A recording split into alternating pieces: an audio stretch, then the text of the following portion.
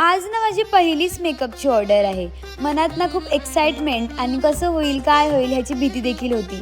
तर रात्रीच ना मी वॅनिटी सगळी पॅक करून ठेवलेली आणि मग त्याच्यानंतर मी निघाली जायला. तर बोललो भाई पहिला तर आपण देवाचं दर्शन घेऊया आणि मगच आपल्या कामाला निघूया. आणि मग मी तशीच पुढे जायला निघाली आणि माझ्यासोबत जायला ना कोणीच नव्हतं. मग मी आमच्या कनिष्कालाच घेतलेलं आणि लोकेशन तर आमच्या बाजूच्याच गावचं होतं, तर मला जवळच होतं.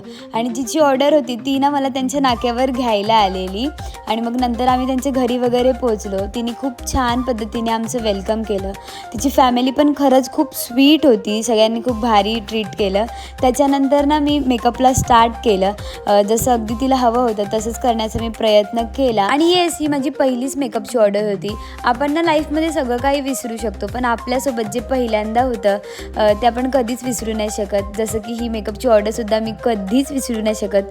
थँक्यू सृष्टी की तू माझ्यावर इतकं ट्रस्ट ठेवलास. आणि नंतर ना तिचं फायनली मेकअप वगैरे डन झाला. मग आम्ही तिचे फोटोज व्हिडिओज वगैरे खूप सारे काढून घेतले.